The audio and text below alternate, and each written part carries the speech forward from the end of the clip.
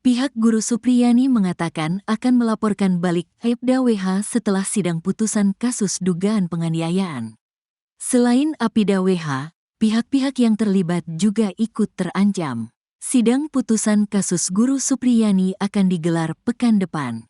Sebelumnya, Jaksa Penuntut Umum menuntut bebas Guru Supriyani. Di pihak lain, ternyata kubu Aibda WH malah merespon santai terkait rencana Guru Supriyani akan melaporkan balik. Bahkan, pengacara Aibda WH, Laode Muhram mengancam akan membuktikan kalau Supriyani bersalah. Hal ini diungkapkan Laode dalam tayangan Nusantara TV. Itu hak mereka ya, kita tunggu putusannya seperti apa, ujar Laode. Laode menyebut bahwa kasus ini bukan untuk membuktikan siapa yang menang dan siapa yang kalah, melainkan untuk memenuhi hak perlindungan anak, bukan mencari siapa yang menang dan siapa yang kalah. Sebenarnya bagaimana kita menuju pada keadilan dan bagaimana hak-hak anak dipulihkan, ujar Laode. Laode justru berharap agar Supriyani mengakui kesalahannya. Kami berharap Bu Supriyani menginsyafi perbuatannya, dan semoga tak ada Supriyani yang lain, ujar Laode. Terakhir, Laode juga berjanji bakal membuktikan bahwa Supriyani bersalah. Kami juga akan buktikan dia bersalah, tutupnya. Diketahui sebelumnya, nasib pihak Aibda WH tampaknya semakin terancam setelah Guru Supriyani dituntut bebas oleh Jaksa Penuntut Umum, JPU. Pasalnya, kubu Guru Supriyani sudah siap-siap untuk melaporkan balik. Hal ini diungkapkan oleh kuasa hukum Guru Supriyani, Andri Darmawan. Menurut Andri, Supriyani sudah sangat menderita karena terseret kasus dugaan penganiayaan terhadap murid di sekolah tempatnya mengajar. Ibu Supriyani telah menerima penderitaan mulai dari bulan 4 itu tertekan kemudian sempat ditahan. Katanya, dikutip dari kanal YouTube Nusantara TV, Sabtu, tanggal 16 November tahun 2024. Oleh karenanya, Andri siap menuntut balik pihak-pihak yang sudah menyeret Supriyani ke persidangan. Termasuk Aibda Wibowo Hashim, WH, pihak yang pertama kali melaporkan Supriyani ke polisi. Andri menilai, penuntutan merupakan bagian dari pertanggungjawaban atas tindakan Aibda WH kepada Supriyani. Selain itu, ia ingin membersihkan nama baik kliennya yang sudah ternodai karena kasus ini. Kami akan melakukan langkah-langkah, misalnya mengembalikan nama baik dan rehabilitasi terhadap Ibu Supriyani. Kemudian juga kami akan menuntut pihak-pihak yang telah melakukan kriminalisasi atau merekayasa perkara, sehingga Ibu Supriyani sampai di persidangan. Jadi akan menuntut balik, ini jelas dan tegas sikap kami karena ini sebagai bentuk pertanggungjawaban, tegas Andri. Andri mengatakan, perlawanan balik Supriyani sudah dimulai. Pihaknya sudah melaporkan Kapolsek Baito Ibda Muhammad Idris dan Kanit Reskrim Polsek Baito Aibda Amiruddin terkait etik. Keduanya diduga telah melakukan permintaan uang kepada Supriyani saat kasus masih berjalan.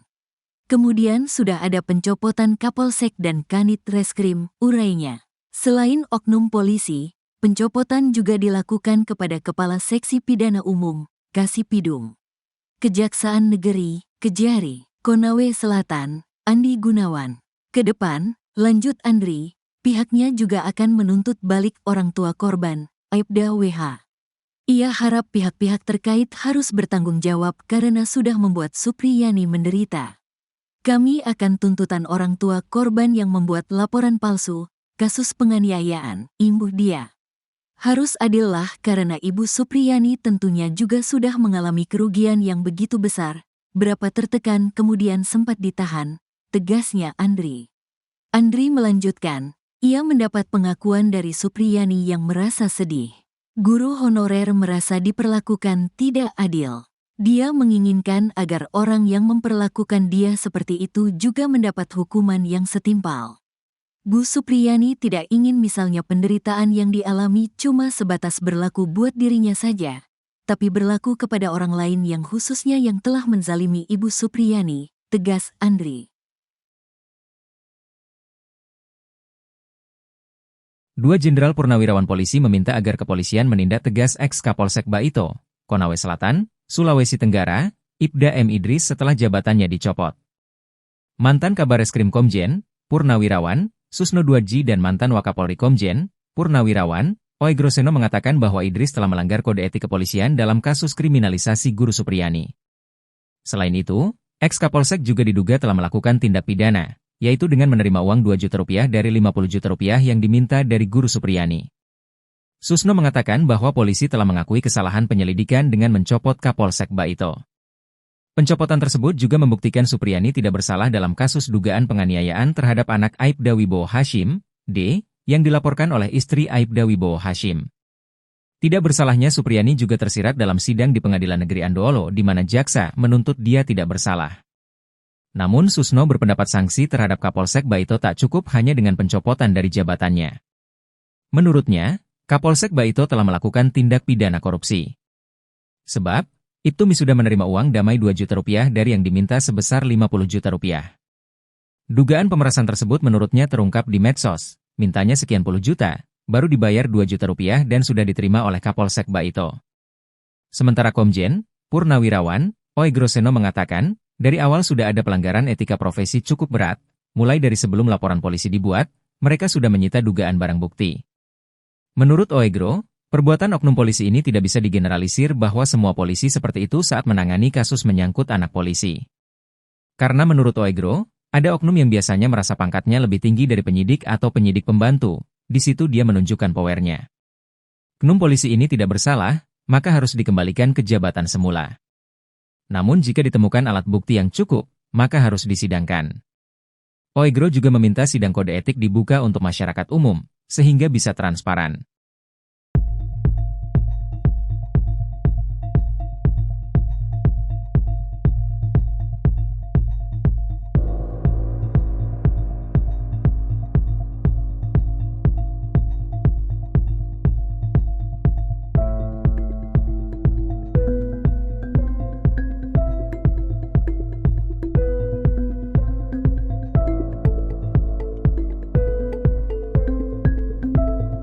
Rentetan sidang telah dijalani Guru Supriyani di Pengadilan Negeri, PN, Andoolo, Kabupaten Konawe Selatan, Sulawesi Tenggara. Supriyani adalah terdakwa kasus dugaan pemukulan terhadap siswa yang terjadi pada 24 April 2024 lalu. Melalui kuasa hukumnya, Supriyani mengajukan pleide atau pembelaan atas tuntutan Jaksa Penuntut Umum, JPU.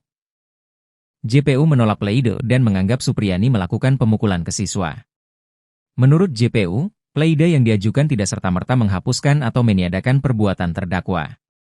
Meski pleide ditolak, Supriyani dituntut bebas lantaran aksi pemukulan sebagai bagian dari pendidikan. Sidang selanjutnya adalah pembacaan putusan atau vonis hakim terhadap Supriyani digelar pada Senin, 25 November 2024. Ketua Majelis Hakim, Stevie Rosano, membacakan agenda sidang selanjutnya saat menutup sidang pleide pada Kamis, 14 November 2024. Diketahui, tanggal 25 November 2024 bertepatan dengan peringatan Hari Guru Nasional. Para murid Supriyani yang ditemui di Desa Wonwaraya, Kecamatan Baito merasa kaget dengan kasus pemukulan yang menjerat gurunya. Menurut mereka, Supriyani tak pernah melakukan pemukulan selama mengajar. Para murid meminta Supriyani dibebaskan dan bisa kembali mengajar. Salah satu murid bernama Fidela mengaku tak pernah diberi hukuman fisik oleh Supriyani meski tak mengerjakan tugas. Ketua Persatuan Guru Republik Indonesia, PGRI, Sulawesi Tenggara, Abdul Halim Momo, berharap majelis hakim memvonis Supriyani bebas. Sementara itu, Supriyani mengaku tidak melakukan pemukulan dan berharap divonis bebas.